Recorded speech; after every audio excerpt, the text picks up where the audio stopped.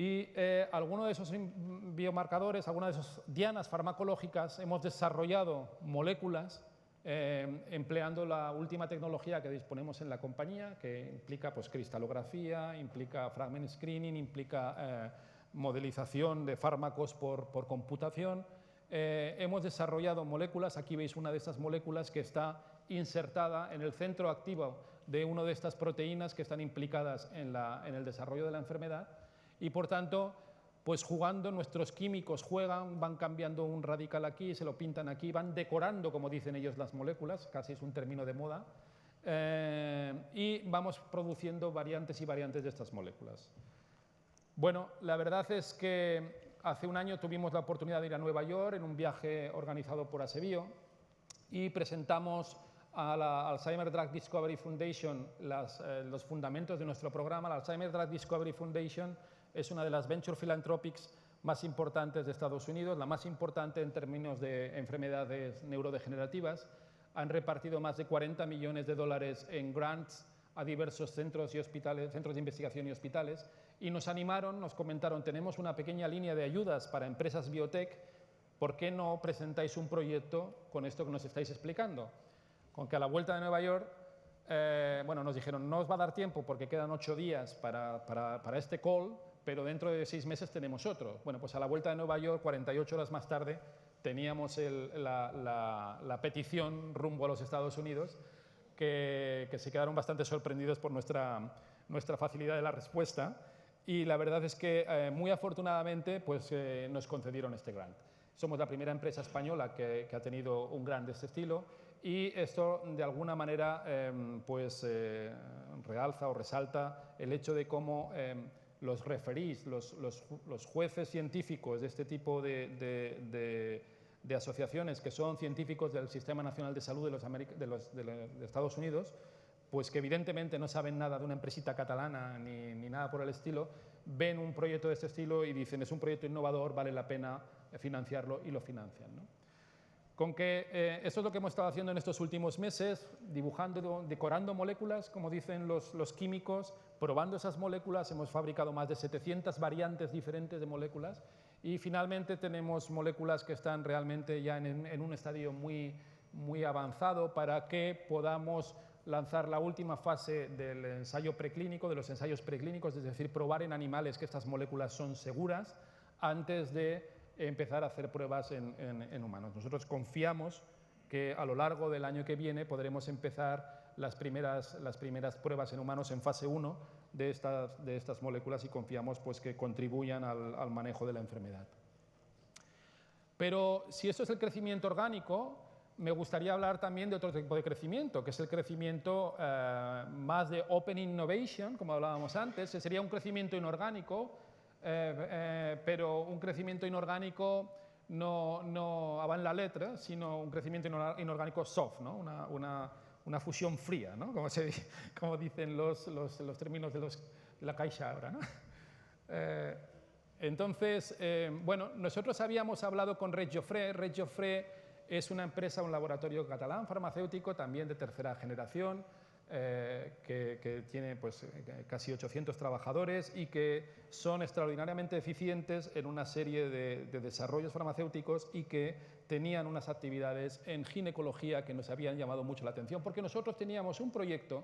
de intentar desarrollar un sistema de detección precoz en cáncer de endometrio. Y un día nos plantamos en la puerta de esta buena gente y les dijimos, oye, tenemos este proyecto, vosotros sois buenos en esto, nosotros somos buenos en lo otro, las complementariedades son muy buenas, ¿por qué no enredamos un poco y lo hacemos entre todos, ¿no? Y la verdad es que nos quedamos muy gratamente sorprendidos de la receptividad que tuvimos, que yo creo que esto es un poco también el desafío que tenemos, y especialmente ahora en épocas de crisis, es decir, cómo hacemos más con menos, cómo creamos sinergias, cómo creamos complicidades. El caso es que, bueno, pues con ellos decidimos crear una sociedad filial conjunta al 50%, de tal manera que íbamos a intentar desarrollar, digamos, estas herramientas de diagnóstico precoz en cáncer de endometrio. También he de decir que si antes he dado una pincelada de crítica, yo creo que además merecida, a la Generalitat, porque quizás no nos apoyan con el énfasis que se nos apoya en otras comunidades autónomas, también he de decir que en este caso y en otros que hemos tenido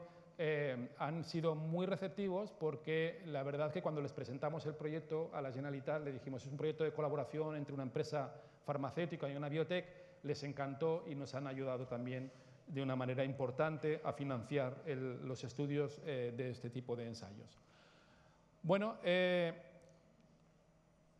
cáncer de endometrio es un cáncer que es un cáncer, digamos, es el cáncer más frecuente, el cáncer genital más frecuente en la mujer. Es un cáncer relativamente poco traicionero porque avisa, tiene síntomas, y es un cáncer relativamente fácil de diagnosticar, porque bueno, el patólogo puede acceder pues, a un frotis y mirar al microscopio realmente si hay células cancerosas o no. A pesar de esto, cuando rascas un poquito más en lo que es la práctica clínica, en lo que ocurre cuando una señora va con síntomas al ginecólogo, te das cuenta de que aquí hay realmente una necesidad clínica no cubierta. Y de hecho, cuando hablamos con ellos nos dijeron, hombre, hay una necesidad absoluta de intentar reducir el número de histeroscopias que se están haciendo en estos momentos en la práctica clínica, la mayoría de las cuales son innecesarias y suponen un coste y un gasto para la sanidad y una molestia para la señora que son muy importantes. Total, que nos pusimos a trabajar con el Hospital Vall d'Hebron, con el equipo del doctor Raventós, de una manera piloto, trabajando con nuestros chips de DNA, y tuvimos la fortuna de encontrar unos genes que estaban cambiados de una manera muy clara entre las señoras que tenían cáncer y las señoras que no tenían cáncer. Bueno, estos cambios los pudimos publicar. Estos son los investigadores del Vall d'Hebron y los investigadores de Horizon y Red Joffre que han publicado este paper en el International Journal of Cancer. La verdad es que, bueno, llamó mucho la atención, se ha publicado muy bien, llamó la atención también en varios congresos internacionales de cáncer, y esto nos animó mucho para decir, bueno, vamos a lanzar un proyecto de ensayo clínico realmente multicéntrico a gran escala. Hemos lanzado, con la colaboración del IDB y del Vall d'Hebron, hemos lanzado un ensayo clínico que ha implicado a 16 hospitales españoles con más de 500 pacientes. Y bueno, la verdad es que los datos los publicaremos en mayo, están todavía siendo estudiados, pero bueno, los datos preliminares la verdad es que nos hacen ser muy optimistas y confiamos en que realmente podamos lanzar el producto a principios del año que viene. Con lo cual, esto es de alguna manera una muestra de hasta qué punto una colaboración, un instrumento creativo puede generar, con dos empresas complementarias, con culturas diferentes pero complementarias, puede generar un proyecto que probablemente por separado nosotros no hubiéramos podido hacer y probablemente por separado Red Joffre tampoco hubiera podido hacer. Por lo tanto, yo creo que es una muestra muy bonita de cómo pueden funcionar estas cosas, ¿no? Pero ese es un tipo de crecimiento. Hay también otro tipo de crecimiento, que es el crecimiento, digamos,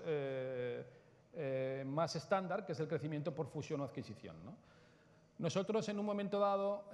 sellamos una alianza de investigación en cáncer y en Alzheimer con otra empresa que estaba en el parque científico, que se llamaba Cristax, y esta empresa estaban, pues, como quien dice, puerta con nosotros. La verdad es que tenían una tecnología complementaria, tenían unas cosas que a nosotros nos venían muy bien, nosotros teníamos una expertise que ellos no tenían, y decidimos, bueno, vamos a lanzar un proyecto para trabajar juntos. De nuevo, fuimos a la Generalitat, pedimos una ayuda para un proyecto conjunto de investigación, nos lo dieron, y he de decir que aquí, un poco como decía el poeta, burlando, nos encontramos con que este tipo de colaboración se nos quedaba un poco estrecho y que veíamos que tenía todo el sentido del mundo fusionar ambas compañías, ¿no? Entonces, bueno, fuimos a hablar con el Institut Català de Finanzas, que tenían y tienen una línea específica de consolidación de compañías, y aquí hemos de decir que realmente también hay una concienciación por parte del Institut Català de Finanzas de que uno de los déficits que tiene el sistema empresarial catalán es que tenemos muchas microempresas y que necesitamos también hacerlas crecer para que tengan la potencialidad de competir a nivel internacional. La verdad es que a nosotros nos ayudaron y efectivamente, pues al cabo de escasamente un año de haber empezado a trabajar conjuntamente, pues decidimos fusionarnos, ¿no? Bueno, esto es básicamente una pincelada muy breve de lo que hacemos en Horizon. Yo creo que respondiendo un poco al inicio de las reflexiones sobre competitividad y sobre la situación internacional, digamos, el dilema o el reto que tenemos delante es cómo afrontamos el crecimiento y el crecimiento, porque básicamente los mercados son mercados internacionales, son mercados globales y necesitamos tamaño y músculo para competir a nivel internacional, tanto a nivel financiero, por supuesto, condición número uno, pero también a nivel de producto y de capacidades tecnológicas, ¿no? Volviendo un poco a las reflexiones iniciales, yo creo que en España en general y en Cataluña en particular, yo creo que tenemos unas condiciones, un microclima especialmente bueno, hay unas condiciones buenas para desarrollar una economía basada en el conocimiento. Y creo que existen emprendedores que tienen ideas innovadoras, que tienen compromiso, que tienen entusiasmo. Tenemos un sistema universitario que es muy bueno. Falta este puntito de excelencia, pero yo creo que lo podemos conseguir en los próximos años. Tenemos también que trabajar, y esto sí que es digamos una tarea pendiente, el potencial de transnacionalidad y las pruebas de concepto. Tenemos unos parques científicos que ya están funcionando, que no necesitan demostrar nada porque ya lo han demostrado, son un éxito. Tenemos un déficit financiero, aquí sí que necesitamos nuevos instrumentos de crecimiento. En Cataluña, en estos momentos, crear una empresa biotecnológica no es muy complicado, se puede crear, con dificultades, pero se puede crear. Hay capital semilla, hay instrumentos públicos. Lo que es muy complicado es hacer crecer esa empresa biotecnológica, ¿no? Por lo tanto, necesitamos instrumentos que tengan un drive de crecimiento y luego tenemos unas, digamos, administraciones públicas que yo no sé si lo han hecho a propósito o no, pero que han ido dibujando un mapa de instrumentos que en conjunto, y aunque es verdad que hay aspectos que son relativamente o bastante mejorables, en conjunto pintan un paisaje de apoyo a la innovación que es bastante competitivo a nivel internacional. Por lo tanto, yo creo que tenemos las condiciones de partida, aunque tenemos aspectos para mejorar. Y a mí me gustaría acabar un poquito con esta diapositiva absolutamente ilegible que os voy a contar en un segundo. Estos son dos gráficos del Banco Mundial. El Banco Mundial tiene dos índices para medir la economía, el índice del conocimiento y el indicador de la economía de conocimiento, ¿no? Este sería un índice donde bueno, de alguna manera se cuantifica la capacidad de un país para generar, adoptar y difundir conocimiento. Y este es un índice más complejo, un índice agregado, que recoge pues, hasta 12 variables de 4 pilares de la economía del conocimiento. Bueno, en cualquier caso, España estamos en la posición 24 en ambos índices,